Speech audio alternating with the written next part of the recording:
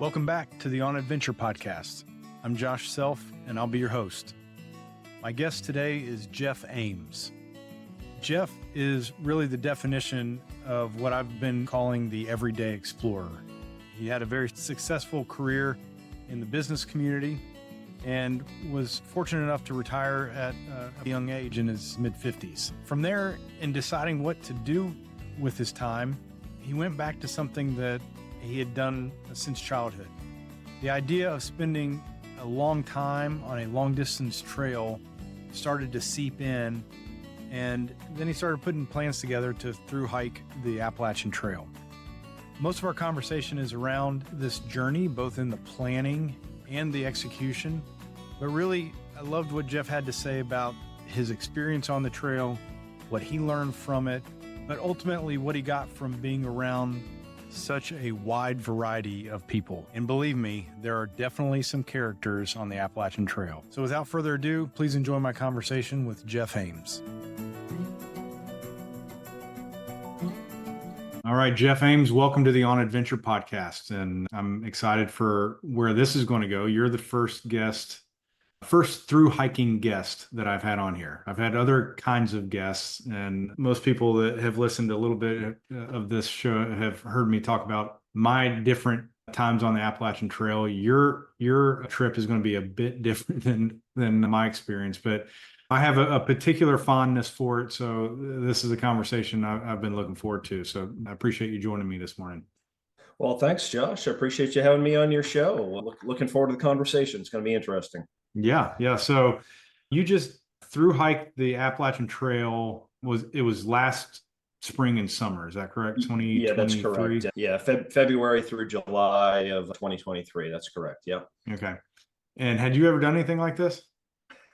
No, nothing, so I've backpacked off and on throughout my life, but always much more, shall we say, reasonable pieces of hiking, either just like 2,200 miles isn't reasonable. Well, yeah, it depends on your definition, I suppose. Yeah. I think some of these, I was looking at all these people you've interviewed over the years, probably some of them would consider it short.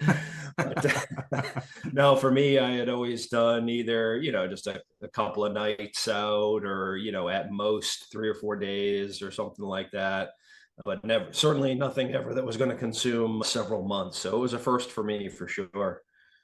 So how did you, I have a few questions about kind of some of those prior experiences too, but did you just wake up one morning and go, you know what, I want to go walk for a little while, or was it something that you planned out a little bit further than that? Yeah, more of the latter. So, I certainly had been aware of the Appalachian Trail for many, many years. I grew up in New England. I came into backpacking at a very young age. My dad was very into it. I kind of consider him the version 1.0 original gangster of the family as far as hiking was concerned. He was a trip leader in the Appalachian Mountain Club and all that sort of stuff, back in the late 60s and up through the 70s, because he enjoyed it. So of course he got me exposed to it, and I really enjoyed that in my young years and everything. So, and living in New England, the Appalachian Trail obviously runs right through there, just like it does, down here in the South where you and I are both living now. And so I'd hiked on bits and pieces of the Appalachian Trail. But as far as, thinking about a through hike or whatever, I'm not entirely sure when I became aware of the concept of a through hike. It might have been 30 years ago. It might have only been 10 years ago. I'm not sure. But as far as the concept of me wanting to hike the entire thing, that really started probably just in the last, I don't know, call it 7 to 10 years, somewhere in that ballpark. I knew I enjoyed being out there, and I knew I wanted to do it at some point before, my body and my life and whatever, would say that I couldn't take it on. So I did do, you were asking me, did I plan it and such? And yeah, there's a certain amount of planning. It's a little bit different than, people have been doing these through hikes for, 50 some years now. And as you can imagine, as gear has changed and technology has changed, planning for this quite honestly, it's become a lot easier, Yeah. I think, over the years because so much information is out there. So I planned for it to some extent, but I tried to have a little bit of an ethos that, all right, let's do some amount of planning, but also let's just do plenty of, we'll take it as it comes. We'll find each obstacle and we'll figure out a way around it. And but yeah, so I'll take a pause there and Yeah, that's let you cool. guide the discussion wherever you want to go. But yeah, maybe sometime in the last 7 to 10 years, it got to be a seed in my head that I Yeah. wanted to tackle. And that is definitely a seed that is hard to get rid of once it starts growing. That's Um, correct. and anybody that's spent time on any of these long distance trails, but I think the Appalachian Trail is unique in some ways. I don't know why, but once you've spent any time on it, it really does get into your system and hard to get it out. Now, when you were growing up, your dad was taking you on different trips. Was this like a regular thing or a couple times during your childhood? I want to get a No, sense it of was how. pretty regular. Early on, it was pretty regular. Okay. We would go together, just the two of us. Probably half a dozen times a year type Oh of yeah, thing when I I got you. was late elementary school up through maybe middle school, even early high school. Once you get into high school, I played a lot of organized sports. I was doing 3 sports a year type of thing, so there wasn't Mhm. always as much time for doing that. But I was also involved, like we had back in the day we called it an outing club in our Mhm. high school that I actually organized, and so we would do whether it was hiking, skiing, whatever else it might be.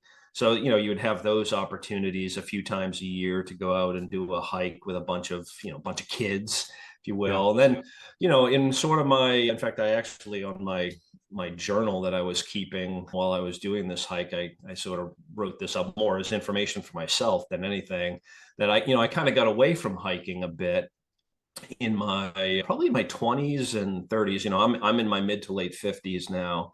And I got away from it. Other things were important to me. I got involved with other sorts of activities that consume my time. But then I have a son who's now in his early 20s, and when he started getting into his middle school years and so on and Mhm. so forth, I sort of rinsed and repeated what my dad did with me, and we got involved in hiking a fair bit, and it's done my heart good. He continues to enjoy it. He was That's involved good. in the leadership with his college outing club, or mountaineering club, I guess they call it. So I feel like it's been a nice activity that we've been able to pass down through the generations through our family. So yeah. Yeah, that's cool. Where does he go to school?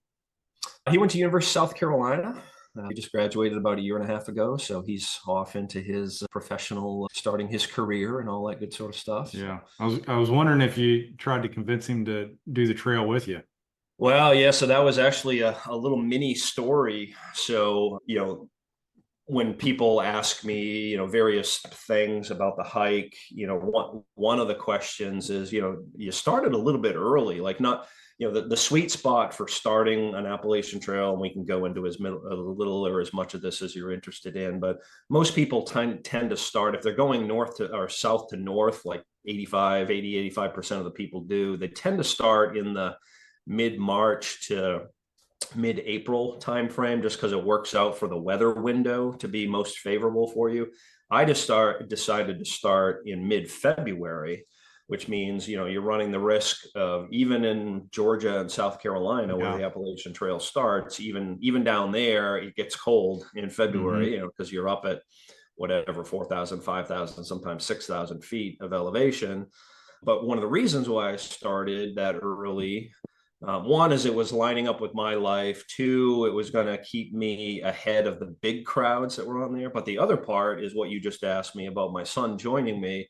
It was actually going to line up that he would be able to join me for not all of it, but a portion of it during his spring break. He was going to join Okay. me in the Smoky Mountains section of Okay. it. Yeah.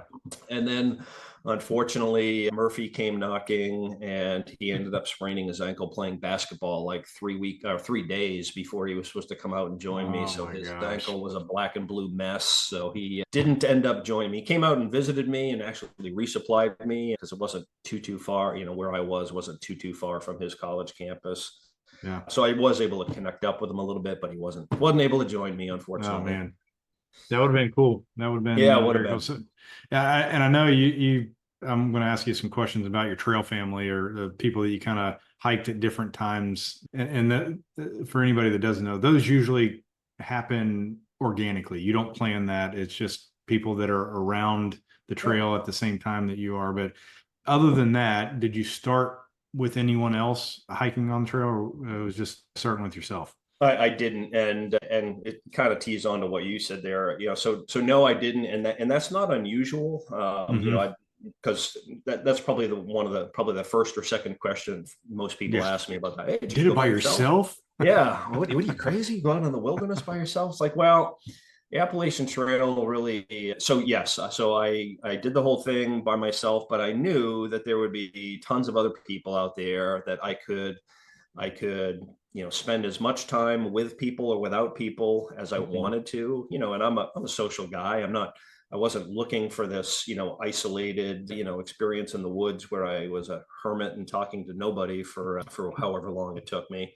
But at the same time, it's hard. Probably only, in my experience on the trail, I would say that probably only 10, maybe 20%, and I'd say probably 10% of people start with a partner, only Mhm. because it's hard. It's Yeah. hard to maintain for however long it might take, whether it's 5 months, 6 months, 7 months. It's hard for you to be on the exact same pace as that one other person, or much less two or three other people for 150 days, 175 days. For each of that two-person pair to get up and want to walk exactly the 20 miles you were planning for the day, or to take a break, to have Mhm. exactly, be lined up mentally for a zero mileage day. It's hard. There's Yeah. a few people that were doing it, but I enjoyed the fact that I was out there by myself, but there was plenty of people that I got to meet. I mean, honestly, it was the best part of the hike, was meeting people and getting to know some folks and whatnot. Well, tell me a little bit more about that because that is actually a common thread that as I've done more of these podcast interviews, whether it's climbing mountains or hiking trails or bicycling across Europe, I get this comment all the time. It's the people that I met.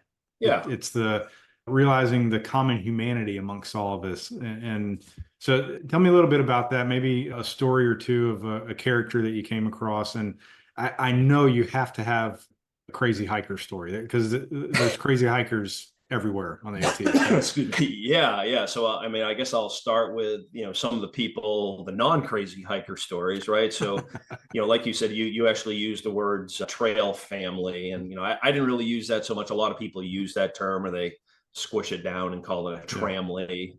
And I certainly ended up at various points in the hike. Your sort of groups of people come together and break apart, and I think that it's a fairly common occurrence that people will join together with a group of 5 or 6 people and then stay together, make a lot of effort to stay together for many many weeks or months of the hike. I didn't really do that quite as much, but I did have several times where it would be 2 or 3 or 4 weeks of hiking with folks. Probably the guy that I spent the most amount of time on, he was actually a Russian national. Oh, This wow. guy, yeah, I probably spent the better part of 6 weeks hiking on. We weren't together every single day and every single night, but probably 5 nights out of 7, we'd end up in the same place several times. We split hotel rooms or whatever, and we were matched very well in the amount of mileage and elevation that we were looking to do on any given day. And it was just a super interesting guy. He was a guy he had come over the prior year and on like a 90-day visa or something like that, and hiked a portion of the Appalachian Trail, and he decided he wanted to come back and do the whole thing. So super nice guy. We get to talk about a million different things. A little bit younger than I was. He was like in his mid 30s, maybe something like that. But we Okay. tried to never talk politics. Yeah. But I'm not really a political guy to start off with, but it's always a little touchy with Yeah. that. But culture, just different ways of life, how you grew up, all those sorts of things, and I thought it was fantastic. To me, the more that you can have just kind of human interactions like that between what might be otherwise, two polar opposite types of countries or whatever. I don't know. It was just good to have that experience and be hiking with him and get to know a little bit more about the US, and I got to know a little bit more about Russia. Did he take a trail name? His trail name was Navigator. Okay, so I was thinking whether it be some Russian, flavor to a trail name. No, it was funny because he was very much a planner. Like, there's all these apps these days where you can, figure out where you are on trail and whatnot. And he'd actually gotten it from some people that he'd hiked with the prior year, where he was only, when he was matched up with some folks, he would always be like, okay, we're going to go from, point A to point B, and it's going to be 36.3 thousand feet of elevation, and it's going to be hard from 1 o'clock to 2 o'clock. So he was a planner, so he got the Navigator moniker. But but it was great. I mean, so he was one, but there was all sorts of people, and they kind of come from all walks of life. I think I know you and I had exchanged a text or two prior to this call that the guy that I spent the second most amount of time was in your realm. He's a guy probably a little bit old. I don't know how old you are, but he's probably he was in his right about 60 years old. He had just sold his wealth management business and retired. That?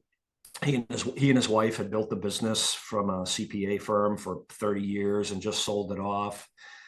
And he'd already hiked the Pacific Crest Trail, and so and he was hiking the Appalachian Trail.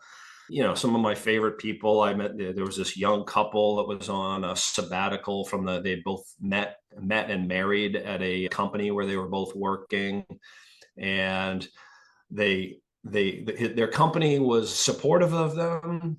Like they both were well thought of by their company, because the company not only gave them time off, but they needed to backfill their roles at the spot where they left, like in Florida, I think it was. But they thought so highly of them. They were starting up a new operation in Australia. And when they finished their hike, they were going to get posted to Australia to help that company bootstrap their operation there. So that's just a nice couple of, folks. They were probably in their late 20s, early 30s, something like that. Yeah. I could ramble on and on and on about, various folks that I met, but there, I think why people who through hike have such fond memories of the people, part of it is self-selection. You're already, you're getting to the point where, okay, you're finding a whole bunch of people who have similar interests and are doing a similar thing to you. So you have this major string of commonality going on between folks that you encounter. But at the same time, you're coming from all different walks of life. I thought it was interesting with the time that I started there in mid-February, it seemed to skew a little bit older. Like if you look at there's some various publications out there that do things with the Appalachian Trail, and they show surveys of the ages of people who are starting. And there's a huge group of age 20 to like 24, massive bubble, kids either finishing college, or maybe not going to college, taking a gap or something like that, and before they get started with their life, are going to go on this grand adventure. But then there's also a fairly big bubble, kind of where I sat, people who have either just retired or about to retire, and they've been waiting their whole life to go on a big adventure like this. And so, and I saw some of that on trail, just the way the timing worked. It really wasn't quite time for the young kids to be out there. So when I seemed to be around a group that skewed a little bit older, but people are coming from all different walks of life. I had, there was a guy who was a minister. There was, I gave you the examples of Navigator and the wealth manager guy and those two young professionals. There was, they just kind of came from everything. It was really interesting. Yeah, that's cool. That's cool. Yeah. Now, what about the characters? Who are the crazies? Yeah, the characters. Well, to some extent, you try to avoid the real wacky characters. Although, I will say one of the things people always ask me, like, did you ever feel in danger or anything like that? Yeah. And I really never did. People ask you what I think are stupid questions. Do you carry a weapon on trail or anything like that to protect yourself? No, there's not that going on. But like so an example might be when I was coming through the Smokies, I engaged with this group of four, and there was two that were about my age and very much like me, but they had just in the last 3 or 4 days sort of formed this trail family, and there's two older folks and two younger folks. One of the younger kids was like, so he was like an Eagle Scout and freshly scrubbed, but the other one was just, shall I say, a free spirit.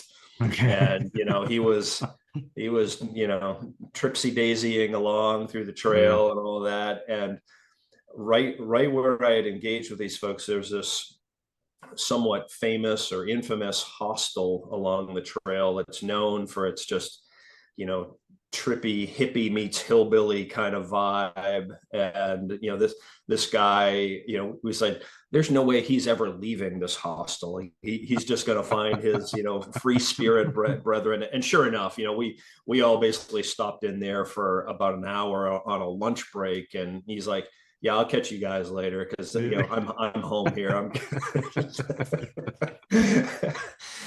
So there was all that, and I'm trying to give you some good fodder for other really wacky carry. Maybe I'll think of one as we go along here. Yeah, But I there's always people on the trail that seem to either they might be running away from something, like you said, the 20 something that is taking a gap, or there's certainly people that are running towards something, to accomplish this thing, check it off the list. And then there's a fair amount of people that are just going for a long walk. And yeah, and I did find one of those. It was a person that I really didn't engage with other than for just an hour or so on one particular day.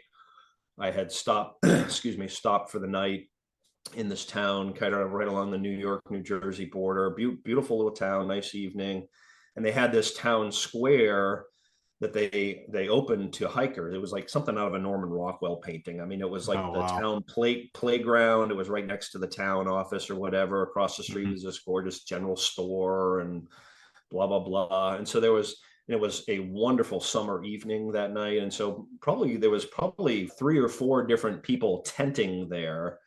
But then there was this one person who I hadn't seen on trail, up until that point.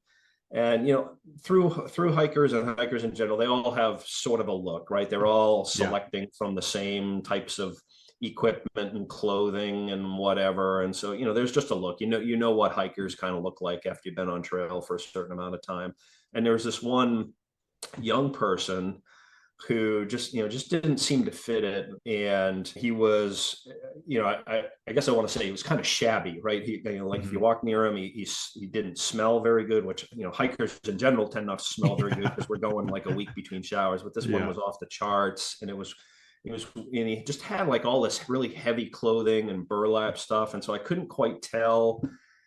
And there was a father and son that were hiking with me, and the son engaged with this person, and kind of also couldn't quite get the sense. But your comment about maybe running away from something, Yeah. we sort of checked in on him a little bit to see if he was okay. I mean, he didn't seem like he was in any danger to himself at this point, but Hmm.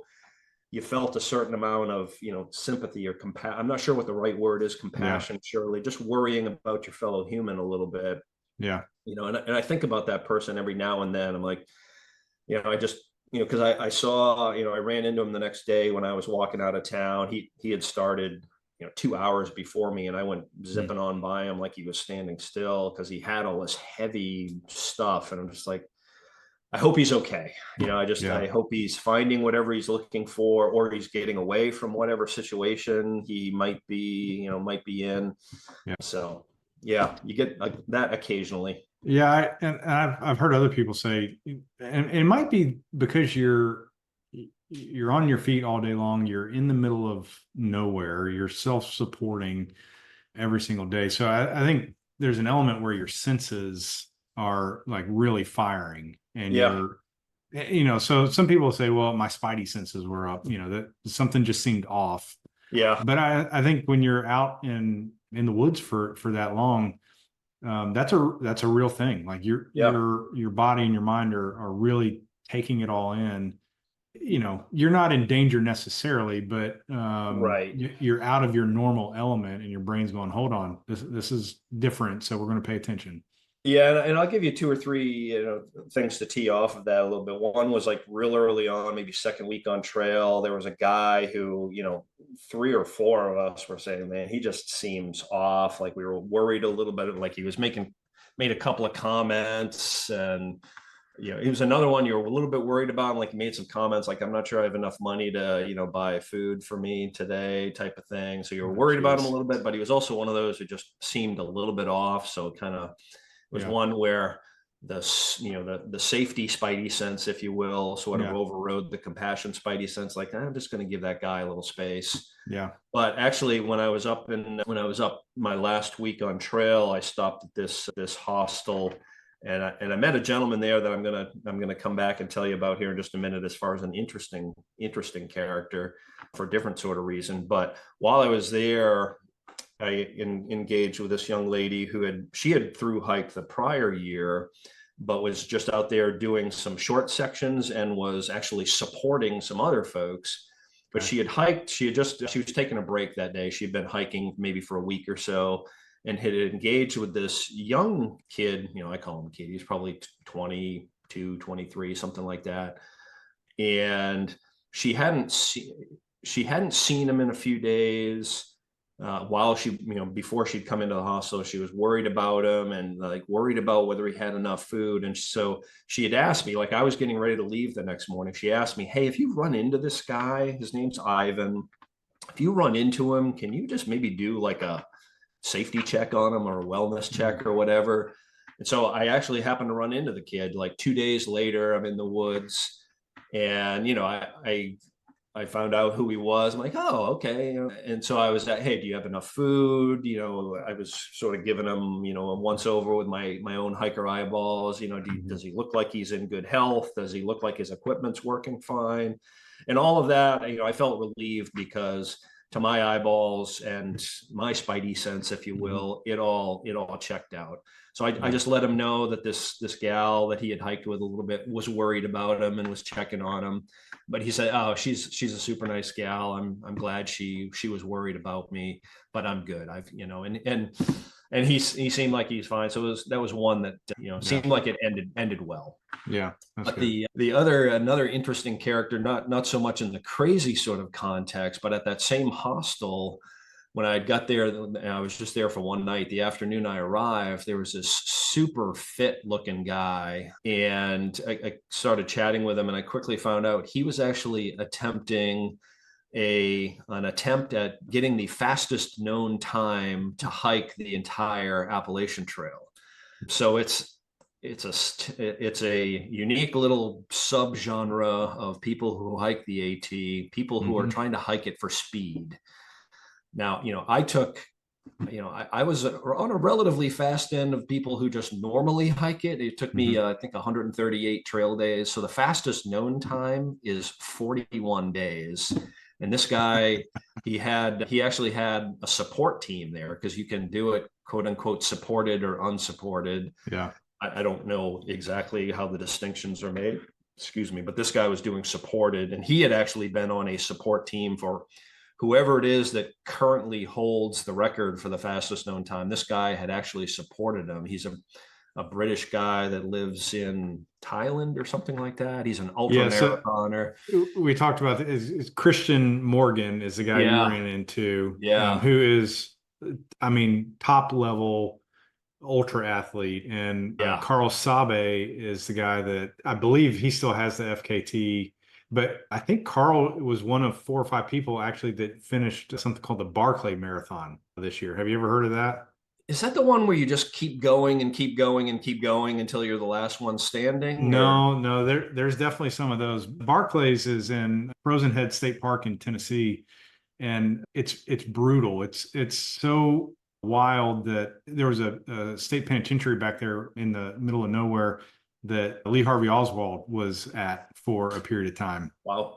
And he tried to escape and got like 7 or 8 miles away and was lost and couldn't get anywhere before they found him. But so that's where this race is in that area. Okay. and it's 5 loops of supposedly 20-mile loops, but Okay. some of it's on trail, some of it's off trail. The elevation gain is just an unbelievable number, but it is absolutely brutal. And to give you an idea, if you finish 3 laps, they call it the fun run, right? And most people don't even finish 3 laps. Oh my I think God. less than 20 people have ever finished the entire race ever. Really? And this year they had, I think it was 3 or 4 or 5, but Carl Sabe, I believe, was one Okay. that finished it this year. Yeah. And so anyway, you were in like elite company Yeah. Yeah. with this He was a guy. super nice guy. I mean, he Yeah. was, the place was kind of a beehive of activity. There was a lot of, because this is way far north on the trail. I was on like I said, my last week on the trail. So I'm up in the far northern section. And there was a whole bunch of people. I think I said before that probably 80% of the people who hike the Appalachian Trail start from the south and go north, but there's a Hmm. small group that starts from the north and goes south. And when I was arriving into the northern section, that was like sort of prime time season for the southbounders to be getting started. So there's a whole lot of southbounders in this particular hostel, but this guy Kristian was there, and yeah, you could tell he's just different. He was super lean, very athletic looking, and he had well, I say a crew. It was really just one other guy, and he had a van, full of gear and everything, getting ready to start it. But I tell you, he was a really nice guy. He, at the time, we were having a stretch of pretty much, I had my last like 300 miles. I basically had to walk through a river because we just had rain for like 6 weeks straight. Oh my And gosh. he had flown to the US, gotten up to Maine to start, I guess, because he was going to attempt this thing southbound. And he was actually at that point where he was thinking about picking himself and his crew and driving 2,000 miles south and starting it as more of a normal northbound, because the north was just so waterlogged and underwater.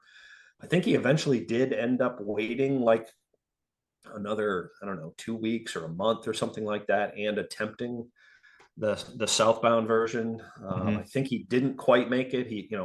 It took him a ridiculously long time of like 45 days as opposed to 41 days to get it done or something. But I don't know. Those guys Yeah, are wired differently. I they can't are. even Yeah, they are. fathom doing something like that.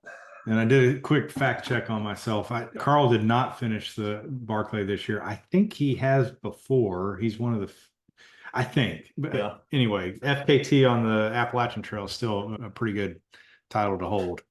Yeah, not terrible. Not terrible. Yeah. So, did you give any consideration to doing a southbound trip? I did not. What I did give consideration to was what's called a flip-flop Yeah. hike.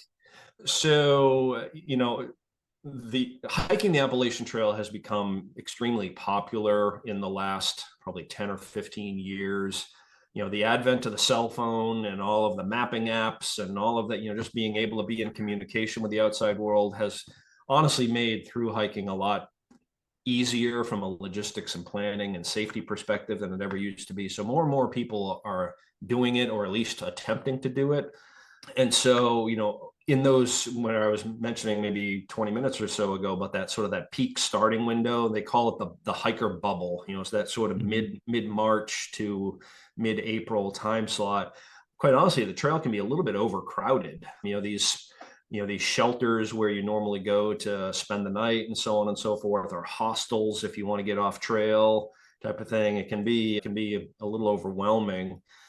And so what's become more popular, not only by people self-selecting it, but some of the entities like the Appalachian Trail Conservancy, who administers the trail, sort of a public-private agency that administers the trail.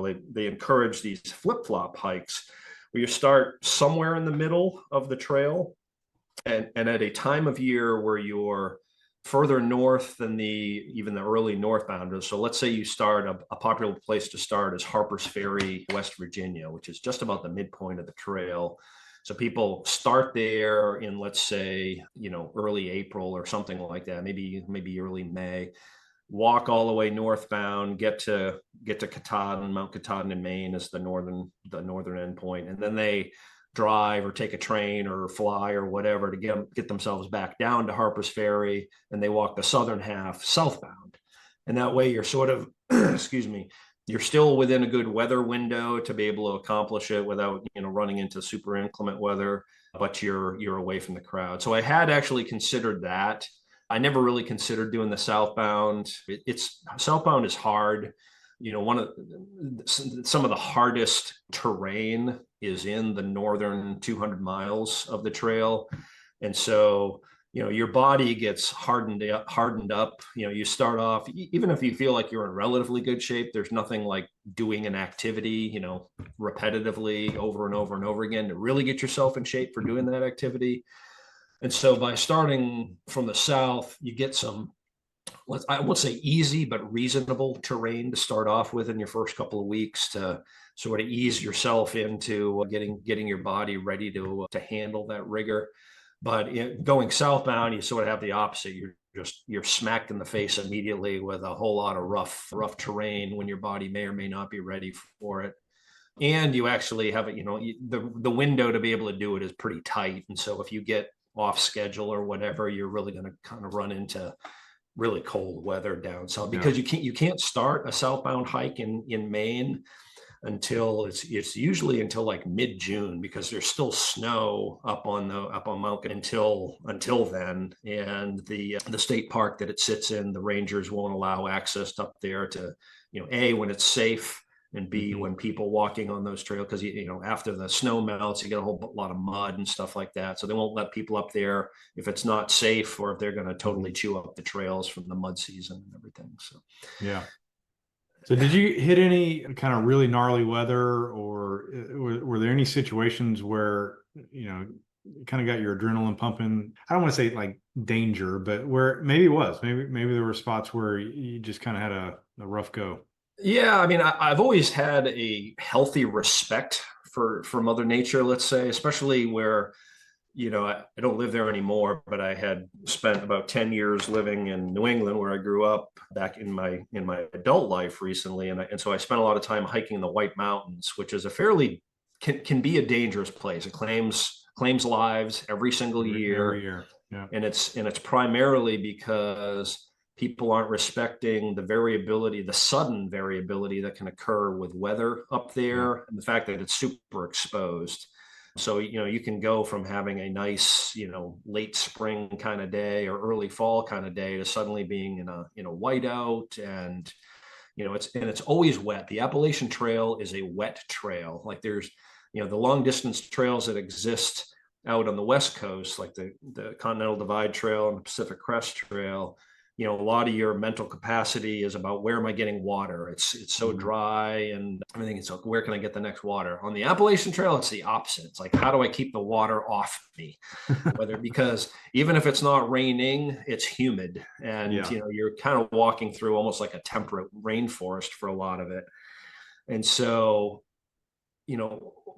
being wet or damp, sometimes it's just moderately uncomfortable. But if you pair that up with wind and cold, I mean, dampness just sucks the heat out of you. And that's a lot of times where people really get into danger, is they've got wet, their body is wet, or they got wet gear or whatever. And, wind comes up, or the temperature drops, and, hypothermia can set in. So I didn't have any. I certainly had days where I was uncomfortable. I hit snow for we had it off and on for probably an 8 or 10 day stretch down in the south, because I had started so early. I got lucky. My first 3 weeks on trail was, I mean, even by Georgia, North Carolina standards, it was ridiculously nice and warm weather for February and early March. But I hit a pocket. It was maybe, I don't know, call it the first or second week of March, mostly along the really high mountains of Tennessee and North Carolina, because the trail kind of skirts along the border there for a few hundred miles actually. But anyways, I got into a stretch where, it was cold. I had a day where it was, 17 degrees up on the summit of, Roan Mountain, or one of the big bald mountains or something like that over that section. And, got into some snow. It wasn't like, massive, New England style snow where you're climbing through waist deep snow drifts, but it was, 4 to 6 inches of snow on the ground up on the summits, and it was, snowing. And I never, I had the right gear. I kind of grew up hiking in cold weather, so I didn't fear it per se. I respected Mhm. it.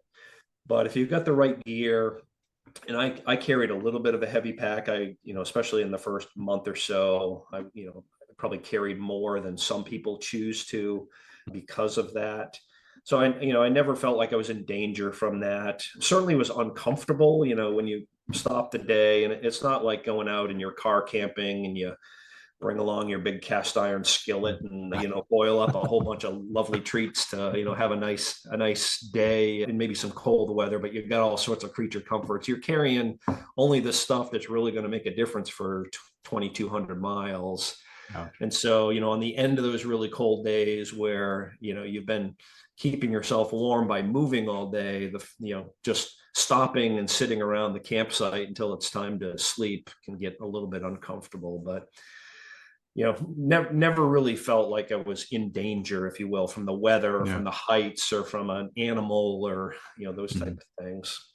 Well, I mean, some of that is preparedness. And I appreciate your story earlier about your dad taking you out there over and over and over again, Yep. particularly up around the White Mountains, which, as you said, is known to be fairly brutal at times. Yeah. And so I think there's probably an element where your comfort level was stretched way further than other people's comfort level because you had been exposed to it and knew what to do with it rather than getting, caught in the middle of something and trying to figure it out on the fly. Yeah, that's probably correct, and probably upon reflection, when you phrase it like that, I think you're absolutely correct. It's almost just like been ingrained in me from a Yeah. from a young age, and especially since he had a period there for maybe 10 years or so where he was leading hikes. So he was involved with the Appalachian Mountain Club, and he and a partner would go out and take like a half a dozen or 10 moderately experienced to inexperienced folks, from the city or something like that, Yeah. and go out and lead a weekend hike. And so you had to be responsible not only for yourself, but you're sort of partially responsible for making sure those other 6 to 10 people successfully get through that. And they were doing winter backpacking as well. Oh, yeah. He's hiked, all the big mountains in New England, basically in the summer and in the winter. So they were going out and camping in snow drifts and all that sort of stuff. So yeah, you're probably right. It was probably ingrained in me from a young age onward. Yeah. I think some of that stuff people either avoid or they're scared that they'll get caught in the middle of it. But, I didn't make this up. Somebody said this to me a while ago. There's never any bad weather. There's just bad clothing or bad preparedness, right? That's And correct. if you're That's ready correct. for it, then you can. And I've stood in negative 40-degree temperatures. I had the right clothes on. It was cold, but Yeah. anyway, Well, you see, every year there's a whole bunch of people go up and climb Everest and the other peaks above 20,000 feet, and yeah, it's not something I would feel comfortable with. I'm just not wired that way. yeah, But with the right gear, with the right preparedness, with the right partners, you can yeah. accomplish it. Yeah, Especially in this day so and age. I mean, gear has come so far. it has, yeah, and that kind of was where my next question was going of how you prepared. So, as a financial planner, I'm not doing this podcast from a financial planning standpoint necessarily, but you have to plan for this. You can't just, well, maybe some people just show up and hike 2,200 miles, but you have to think through, plan ahead, plan your time, plan your finances, plan your gear. So talk me through a little bit of how you did that. How long did it take and what was the process like? Yeah. So, there is a plethora of information out there these days in all manner of media, whether it's people YouTubing their trip or putting, other video platform, Instagram, whatever. There's written platforms out there, journaling, Facebook posts, whatever. There are websites dedicated. I mean, there are, commercial enterprises who are, whether they're, selling magazines or Mm-hmm. whatever, that are dedicated to this. So you can quickly and at your fingertips, consume as much or as little information as you want to prepare Did you for it. use all of those or did you kind of have your favorites? I Personally, I trended more towards the written word, and it was more of a choice on my part. Once I started thinking about the fact that I wanted to do a through hike, I wanted to mostly visually and audibly and your other senses experience all those things for the first time without having seen it through somebody else's that's cool. viewfinder on a camera. So written word, you mean what was that? You read other people's journal postings that they put online? Is that what I did? So other people's journal posts. I used a platform called Trail Journals to post mine up there. And again, it was mainly for my own entertainment and keep a few family and friends up there. It's up there publicly if anyone wants to go look at it. But I mean, it's all it's doing is it's a platform. I don't know who hosts it. It's just up there. They have ads on their website, so I'm sure they're getting something from having all this free content that gets posted up there. But so I read some of those. But honestly, that helped to some extent. Again, whether it's whiteblaze.net, the Trek, some of these other places all have good sort of starting points. There's people who have written books and all that sort of stuff. As far as the gear choices, it's funny if you happen to follow anybody on whether it might be Instagram, Facebook, whatever, there's always like this famous picture that gets done at the start of every hike where someone, before they leave their house, they lay out all of all the stuff that's going in their backpack. They lay it out on the floor in a nice neatly packaged up, and take a snapshot and like, here's what I'm bringing on trail. And it's funny because I see the same, and I did the same thing, by the way. You see the same snapshot on anyone who's ever posting anything on this sort of stuff, but you get a sense for what people are and are not bringing. And at the end of the day, it's really a personal choice. It used to be like back in my dad's day, everything was wool and you were carrying 50 pounds to make sure that you were prepared for every eventuality and so on and so forth. Well, gear has come a long way, but you'll hear the term in long distance hiking called ultralight hiking, where there's this ethos that almost any pound, or more likely any gram of equipment that you might put into your bag, you better be darn sure that that's providing you, a incremental level of comfort and satisfaction from what you're putting in there. And so people will hike the Appalachian Trail, the entire 2,200 mile thing, with like 10 pounds of base weight, wow. They'll have, just next to nothing. Now that 10 pounds, that doesn't include your food and your water, because that's so variable. At any given point on the trail, you might be carrying 1 day's worth of food, or you might be carrying 6 days worth of food. So, the food weight varies a lot every day. But what they call the base weight, the weight of your pack, your sleep system, your tent, your sleeping bag, pad, if you choose. So people go crazy with it. And, I was certainly on the heavier end, like, that guy Navigator, that Russian guy that I was telling you, he was more on the ultralight.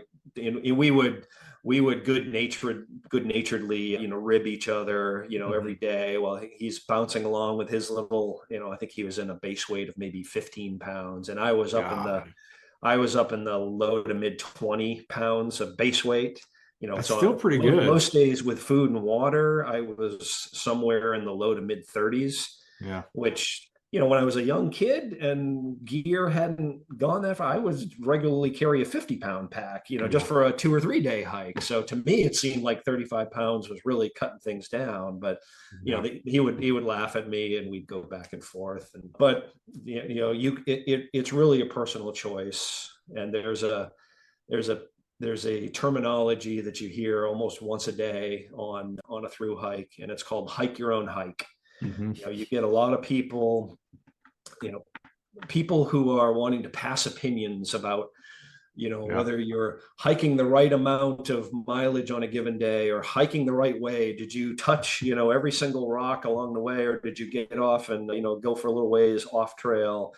Did you choose to carry 50 pounds, or did you keep it to 10 pounds? Did you, who knows what else? All these myriads of different ways. And it's just, hike your own hike. I love that phrase. It's not rocket science. You're getting up, you're walking. Yeah. Do it your own way, whatever makes you happy. just do it. And And don't worry about how somebody else is doing it. Isn't that a good like life motto too? Like in the real world, everybody just needs to hike their own hike. You stay in your lane. Yep. You don't worry about the other guy. He's doing his own hike. And I think it takes the judgment. I think that's the idea, is it takes the judgment out of communication and relationships. And then what you're left with is you can empathize with your fellow human, right? Yeah. Like you've told some of those stories already, rather than like, why do you not have enough food? Why is your pack so heavy? You set that to the side. And anyway, I do love that phrase, and I've heard it many times being out on the trail.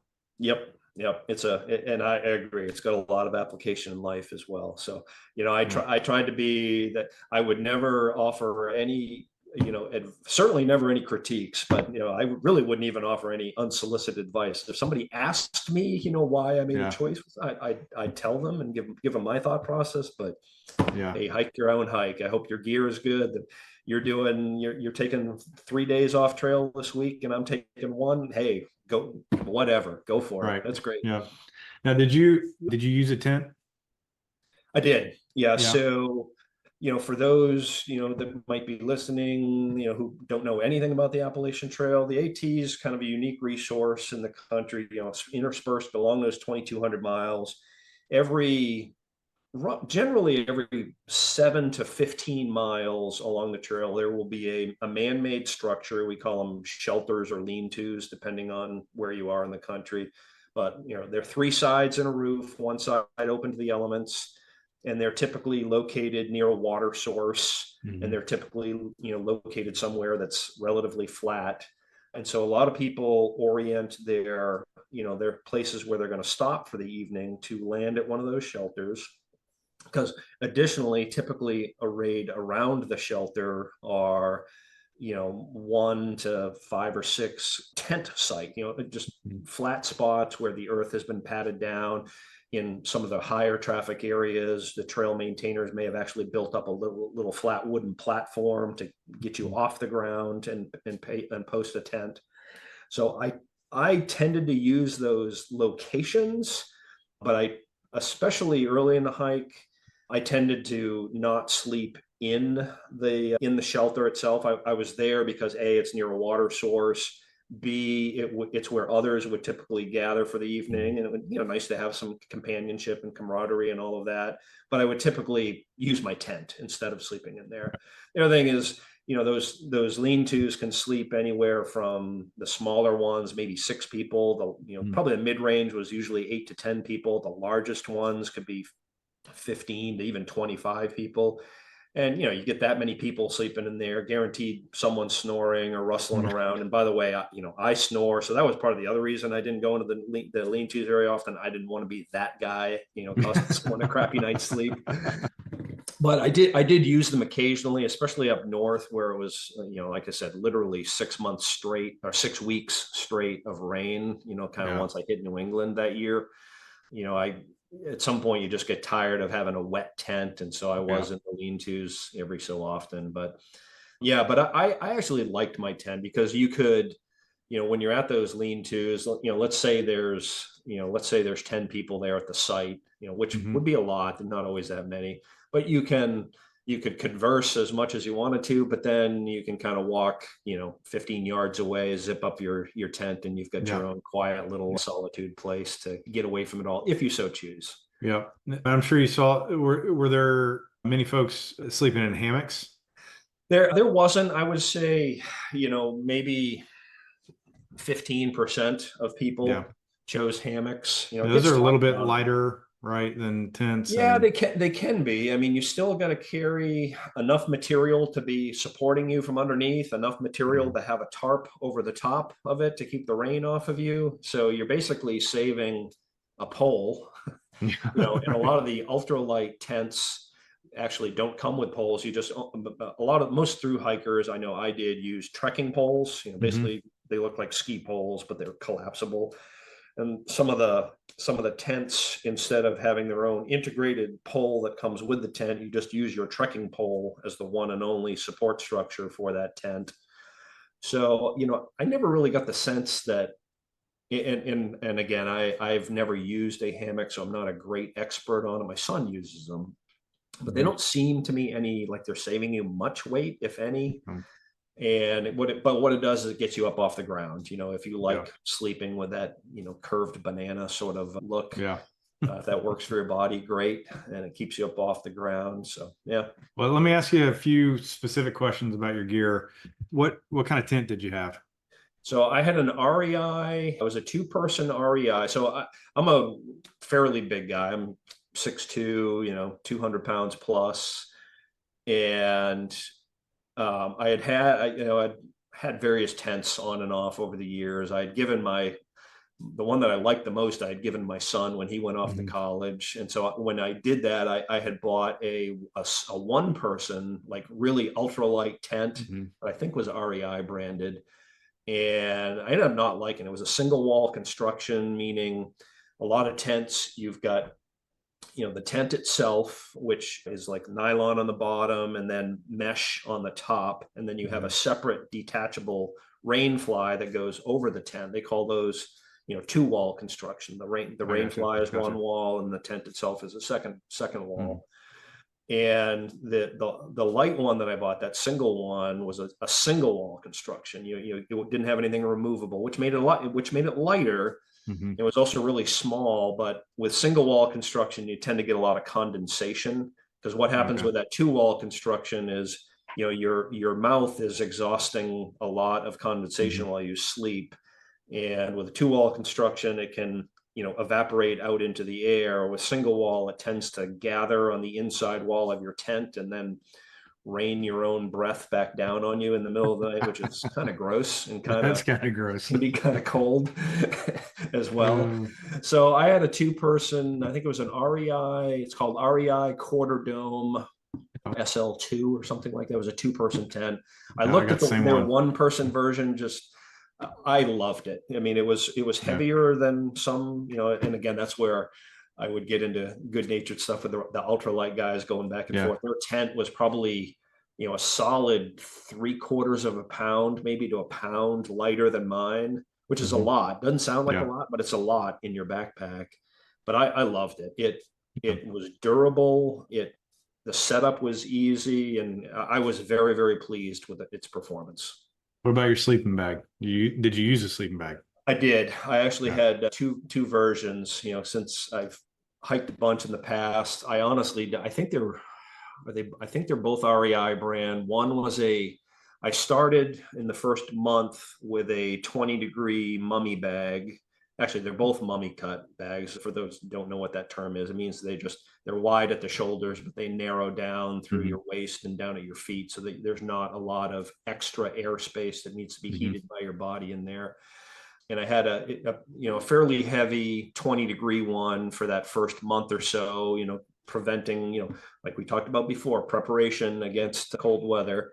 But it's heavier and bulkier, so it's more weight on your back. So I switched it out. It was a planned switch out. I knew I was going to switch it out at some point. It was maybe 3 or 4 weeks in. My son came up and met me for a visit up in Hot Springs, North Carolina. And brought what I call my summer bag, which I think is a 35-degree bag, also mummy cut style. I think it was an REI brand. I also bought and used for the first time a bag liner, which is just like a thin, you buy them, not with the bag itself, but as a separate little thing. And I love that. Actually, I had a few nights up in the, once it got hot up in the summer, where I would just sleep in that bag liner. I would sit on top of my sleeping bag as sort of a cushion below me, but just in the bag liner. And it was really comfortable. I like that. Yeah, it's supposed to give you another 10 or 15 degrees of warmth. And I've used that for winter hiking before and really like it. And they don't, they bunch up to a really small pack and don't take a ton of weight.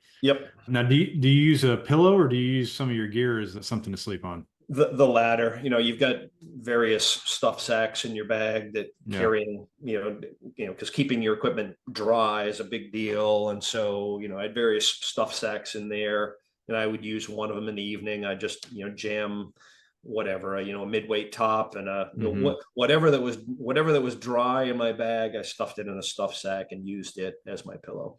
Gotcha. And clothing wise, did you have multiple socks that you were rotating through and Yeah, so multiple? socks are about the only thing that you really had multiples of. Yeah. I think the fewest I was ever carrying was 3 pairs of socks.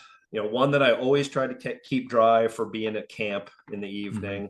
The other two, you're sort of, rotating back and forth. But again, on the Appalachian Trail, you're always going to be wet. Like I said, Yeah. 10 or 15 minutes ago. So just get used to the fact that if you're doing a through hike on the Appalachian Trail, unless you want to carry dozens of pounds of clothes, you're gonna put on wet clothes in the morning when you get ready to hike. You're gonna put on wet socks, and you're gonna put on a wet t-shirt, and you're probably gonna put on wet underwear, and you're gonna go. And it'll be cold and uncomfortable for about the first 10 minutes of the hike, but then Hmm. you warm up and you really won't even notice it.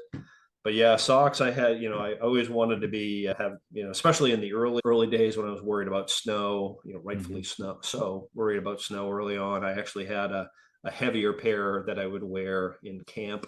Weren't really appropriate for hiking. But beyond that, the other layers, I think I had two like runner Hmm. t-shirts, one midweight long sleeve runner shirt, midweight, like a quarter zip, pullover type thing, a rain shell. I did have a thin pair of, like, I run hot. I'm hot by nature, so pretty much, of my 138 days on trail, I think I was in shorts and a t-shirt on 136 of them, I think. Even when it was Oh yeah. cold, like, Okay. maybe on that day when it was 17 degrees, I put long pants on, but I had a really lightweight pair of long pants, but I pretty much only would wear them in camp in the evening when I was done. Yeah. More than anything, keep the, if it was a buggy night or something like that, keep the bugs off of you. And for the first probably month and a half, I didn't carry a separate pair of rain pants, because again, Okay. I would just get way too hot with rain pants on. But I found that there was a pair left behind in a hiker box, which is just a box you find at various places, hostels especially, where people just discard stuff that they don't want out of their backpack. So there was this pair of rain pants there, and I ended up putting them in my pack, and I pretty much carried them the rest of the way. I used them as for their intended purpose, maybe 4 or 5 times. More often than not, they were just nice. I actually used them as a little sit pad to sit Okay. on when I would Yeah. find a rock or whatever. But yeah, So are you a hiking boot guy or trail runner shoes? yeah. So it's a loaded question, and you definitely date yourself like that. So I had historically, all my hiking I'd always done in boots. Like I said before, I'm in my mid to late 50s. When back in the 70s and 80s, you would never think about going for a hike on trail without having a good sturdy pair of hiking boots to Yeah. get yourself up and down Weigh about 300 pounds. exactly. And however, virtually everyone doing long distance hiking on any of especially any of the three big trails in the US, you're doing long distance hiking, virtually everyone wears trail runners. I wasn't quite ready to do that at the start, because I knew I'd always done trail boots. But Hmm. that said, as I was getting ready for the hike, I was doing a lot of training hikes and so on and so forth. I did a bunch in trail runners, and I found I, Hmm. I liked them, but I knew, quite honestly, it was for two reasons at the start. For the first 3 weeks, until I knew I was going to get about 3 weeks in, when my son was going to join me for that Smoky trip, I knew I was going to get a resupply coming to me when I could Hmm. change out some stuff. I wanted to do boots for that first 3 weeks or so, because I felt it would be better suited going through the snow. Yeah. I was kind of, I played basketball a lot when I was young, so I've rolled my ankles innumerable number of times. I wanted Hmm. more ankle support early on until my body got hardened up. So that's what I did. I Yeah. did boots for the first 3 weeks, and then switched over to trail runners thereafter. The pair that I've been training with, I actually ended up hurting myself more with the trail runners, because I had a pair that was, they called zero drop. It's basically where Yeah. your heel is at the same height as your forefoot, which, like, well, isn't that normal? No, most shoes have some amount of buildup in the heel. Yeah. And I had bought those shoes just because they had a wide toe box, which gives you a lot. They were Ultra Lone Oh Peaks, yeah, ultras. was the name Yeah. of them. And they were very, for what I thought I had bought them for, they worked very well. My toes were very comfortable in there, and the traction was good. But after about 2 weeks, I thought my Achilles was going to jump out of my body. It really hurt. Really It hurt. might have, yeah. If you kept on, you hear about Achilles injuries all the time with those zero drops. When a normal tennis shoe's at 12 millimeters and you go straight to zero without adapting your body, that can create some injuries. It did. And so I wore them for about 2 weeks until I got to Damascus, Virginia, which is the first town in Virginia you hit coming out of North Carolina and Tennessee. And they've got a couple of outfitters there. And I bought a different pair of Topos. Ultra Venture, I think they were. And they're sort of halfway in between. They're like a 6 or 7 millimeter buildup or something like that. And I use those for, I think, 1,200 miles. Not the same pair. I ended up using. So I was in, I think, 5 different pairs of shoes over that 2,200. But I did the first, whatever that would have been, probably 400 miles or so from Georgia to Damascus in those boots, those Ultra Lone Peaks. No, I'm sorry, Georgia to Hot Springs in the boots, Hot Springs to Damascus and those Ultras. That was about 200 miles. And then 2 pairs of Topos got me from all the way to the New Hampshire border. So that was about 900 miles or something like that, whatever it was. And I went to I went hybrid when I got up into the New England with a lot more rockier terrain. I was finding that my feet were getting banged around. Like trail runners weren't. It wasn't the tread or anything. It was more the tops of my feet and my toes were getting pounded by all the rocks. Yeah. And so for a while in New England, I went with like a low cut boot, I guess it would be, instead of a big, it was a Merrill, low cut boot.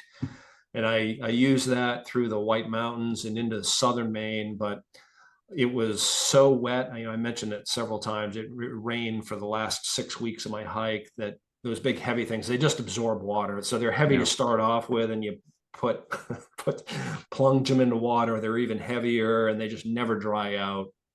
So I switched back over to trail, back over to another pair of Topos for my last 200 or so miles. Gotcha. And was happy with them. Yeah. Was it hard to kind of check out of society for 3 or 4 months? Yes and no. So, my bigger transition had been, 4 or 5 months earlier, I had retired from working life, so that's a big change. Right. So I'd worked nonstop, really since high school onward. I went to college and, started right. I never did any of these big adventures or whatever early on in life where I just chucked it. I was just a working person. I never really had any interruption in my work history. Every week of the year, just working from age, 15 to 55 or whatever it was. Yeah. And so that was the big transition from, getting up, commuting 45 minutes into Boston and, working for 12 hours or whatever, and then coming home, changing from that to, hey, I got time on my hands. That was the big transition. Yeah. My wife was very supportive. We have 2 children, both who were in college at the time. So they really didn't need a lot of day-to-day support anyways. And my wife was very supportive of me taking this thing on. It's certainly a selfish act, right? If you're later in life and you do have a family and responsibilities and all that, and you say, I'm just going to put all that on hold for however long it was, 4 months, 5 months, 6 months. It's kind of a selfish act, but if you've got a good support structure around you, you've got people who are supportive of you doing it, it makes it a lot easier. And I was fortunate enough to have that. That's cool. Was there any big lesson or takeaway that you took from the time on the trail? Boy, lesson or takeaway. Certainly I enjoyed the heck out of it. One of the things that was, that I had sort of was looking forward to as I hiked was just having a task, having an activity where I just kind of had single-minded focus that was going to take me through the day, all day. The nature of my jobs that I had been in for most of the last, 20 years or so was very much multitasking. I was, 100 different subjects during the day, 6 different things all going on at once. I wasn't in a type of role or field or responsibility where I was just, okay, I've got this one little project I got to work on and focus on all day. So I was excited about I was among the other things that, drew me out there. I'm like, it'd be nice just to have one thing, like, hey, how far am I going to make it today? Where am I getting my next food? And that's really the only thing. Where am I putting my tent? Yeah. And where am I getting my next food and my next water? And life gets real simple real quick. And and that, and even though I've lived on the East Coast, kind of mostly near the Appalachian Trail for really the entirety of my life, both in New England and in North Carolina, I wanted to kind of see some of these areas that, even though you might have driven close by them or whatever, you don't really pay attention to them because you're passing through. And so the opportunity to get to see some of the little corners of Appalachia, if you will, that I hadn't experienced before, I enjoyed that. That's cool. Yeah. And we talked about this earlier, but I mean, you had exposure to these kind of hard things, walking, hiking, carrying the pack, supporting yourself over several days. I mean, for most people, that would be a giant adjustment. But even with that, you had to walk 2,200 miles over 3 or 4 months, and that's not easy. So, I mean, it's a huge accomplishment, and I don't want to put words in your mouth, but I would imagine that it gives you a sense of more than just the accomplishment. It gives you a sense of like grounding and gravitas almost, that, hey, I can do these kind of things. There's not much that can stop me. Did you feel that kind of support coming after finishing? You feel a certain amount of pride. You feel definitely a sense of accomplishment. I mean, especially, once you're, a couple months into it, I think where it really hits you is like in Southern Virginia. Like for people who are going northbound, Southern Virginia is like the sweet spot where all of a sudden miles you're just crushing miles on a daily basis. You've been on trail long enough that your body is hardened up. You haven't been on trail so long that your body's starting to break down, and you're in a section of trail that's comparatively easy versus other sections of trail. So you'd get up and it's like, yeah, I think I'm doing 25 miles today, and boop, boop, boop, off you go. And, you sort of look back and reflect on, I'm like, really, did I get up and, string together a whole bunch of 20-mile days, 25-mile days, occasionally even 28, 29-mile days? Like, wow, that seems like a big number. And it's something I wouldn't have ever thought about, in a pre-through hike sort of context. And so, it gives you a sense of accomplishment. It gives you a level of confidence as well, that, you can go out and, maybe take on more than you think your body might be able to. Yeah. And I love that. That's the piece that I like getting to in these conversations of, well, I couldn't have done this huge thing unless I'd done these smaller things along the way and stretched and stretched and stretched. And then all of a sudden, it's never all of a sudden, right? Yeah, it's not. So, and this leads me to my next question for you is, you finished 2,200 miles. What are you going to do next? Well, and I get that question a lot. I loved my through hike. I would never trade it in. I mean, I think about it virtually every day in the year plus that's elapsed since I finished. But I'm probably not going to do another through hike of that length. Part of it is, like I said, it's a selfish act. You're divorcing yourself from, everything else that's going on in your life for a fairly long period of time. And I feel like I can get the enjoyment. I've always loved being in the mountains. As we said, it came from an early age. I love being up, getting the views, having the physical exertion to get the accomplishment. I love all of that, but I can accomplish that in smaller bites. I can go out and do a 2 or 3 day hike, 4 or 5 day hike, maybe in string. I actually went out about a month ago with a guy that I hiked with a bit last year who got injured with 200 miles to go. And so we went back up to Maine, and I hiked with him for a while, and, strung together a week long hike up there. And I think from a hiking perspective, that's good for me. I get my, I'm pretty active guy. I like to, I go skiing a lot in the winter, and that's what retirement has enabled me to do is, even though I live in North Carolina now, even last winter after my hike, I was going back up to New England to do a bunch of skiing, go out west to go skiing. So that's more what's keeping me active these days. I do a lot of water sports here in North Carolina. We have a lake that we go to all the time. So that's what's keeping me busy. Probably, a lot of people talk about doing the Triple Crown of long distance hiking, string together. Hey, you did the Appalachian Trail. You're going to do the PCT, Pacific Crest Trail. You're going to do the Continental Divide Trail. Like, probably not in its entirety. I might go out and try to sample a little section of it, but I'm probably not going to string together another 5-month hike to do it. But I'm going to keep on adventuring in other parts of my life, just in different ways.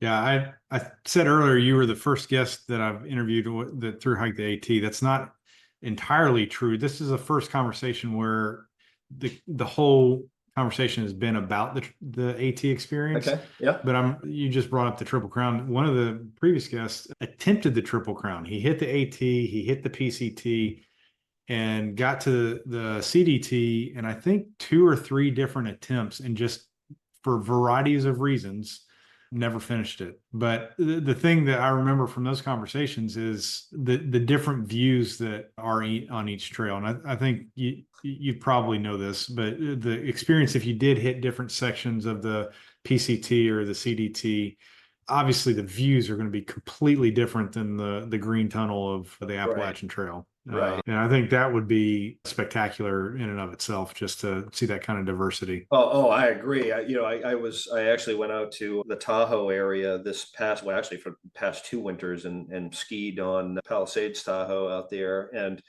the PCT actually goes up and over that mountain. So where I'm skiing, and you're checking it out. I'm within 100 yards of the PCT or something where I'm skiing. I'm like, and it's just gorgeous. I mean, the Tahoe, that Sierra Nevada, it's amazing. Is just absolutely gorgeous. I'm like, you know what? It would really be nice to be out here hiking on this trail instead of skiing on this trail. But we'll see. Maybe I'll be able to. Maybe I'll string that together as a summer adventure here before too long. But that'd be cool. For right now, I'm going to stick to skiing it instead of hiking it.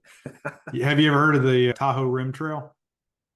I think I have. I don't know much about it, but I think I've heard the term before. I don't know I think it's a couple 100 miles, maybe. It's not super long, but you get a lot of around the lake views from elevation, which I spent a summer out there in college, met my wife there. That place is, and I've skied there in the winter. I've seen it in both seasons, and it is just a unique area. Yeah. And I think I like the summer better and I love skiing, but I think I like the summer part of it a lot better. So one that had, of those smaller hikes like that, one that's kind of started having a little germ in my head is here in North Carolina.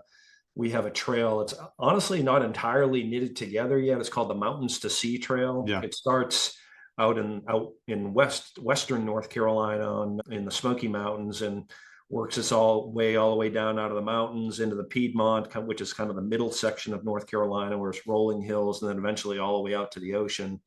And part of it actually passes within 2 miles of my house here, where I am in the Raleigh area of North Carolina. So I've just for fun and exercise, I've hiked on a bunch of it here in the Raleigh area, and I've by accident hiked a few pieces of it up in the Western Mountains. I'm like, maybe I'll try to knit all that together, especially since there's the eastern part of that, the kind of part that's dead flat in eastern North Carolina. There's an alternate version where you can canoe or kayak. Yes. Yeah. That actually might be fun, stringing together a combination. And parts of it, because they haven't secured land rights especially in eastern North Carolina, they haven't secured land rights for all of the trail to be in woods. Some of it is actually on roads, so you can bike it if you want to. I'm like, maybe I'll knit together a hiking, biking, kayaking section. Yeah, see the whole state. About 1,000 miles. So yeah, that's great. Yeah. North Carolina is a long state, side to side. It is. You're going left to right. It's going to take you a while. Yeah. Well, Jeff, this has been a blast. I could pick your brain about Appalachian Trail stuff all day long, but I really appreciate you taking the time to do this. And I'll give you one more question just to kind of put a bow on this, but we've talked about things that you've done, things you're considering doing. And it sounds to me like you've made, at least in this stage of your life, and probably others, but made adventure part of what you do. Like, it's not this one and done thing. But I guess the question would be, what does adventure mean and look like to you for however many days you have left here on Earth? For me, it means it's almost always getting out in the natural environment. I mean, for some people, adventure means, hey, I'm going to go take a trip to Thailand, and or I'm going to go to a religious site or something like that. For me, it's almost always about getting out in the natural environment. I just, for whatever reasons, probably from my youth, for me, adventure means getting out and challenging yourself in the natural environment, more often in the mountains than anything. That's why I gravitate towards hiking and skiing and whatnot. But it's, as long as it's something where, for me, I can feel like there's something that's going to get me slightly outside of my comfort zone, or provide a little bit of a mental or especially a physical challenge to me. I like being active. I like being fit. If I feel like, you mentioned the term at this stage on your life, and however many days I have left on Earth. I didn't mean to be. I know what you mean. I know you didn't mean anything by it, but to me, it's I'm a big believer of use it or lose it. You don't use your body, challenge your body, bad things can happen. And so I like that. I feel like adventuring is, a little bit of its life. It's keeping your body and your mind and your being active and engaged. And hopefully it'll pay off in a good long stay here. And I'll still be adventuring at age 85 or 95 on a couch somewhere.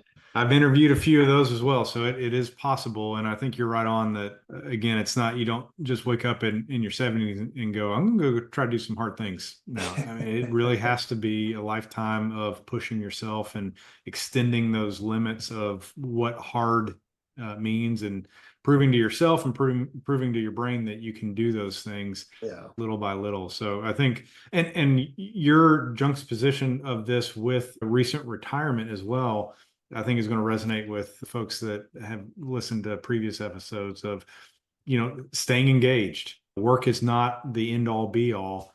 And you've made this adventure value in your life, you've made it a priority. And I think that's super cool to hear and very important.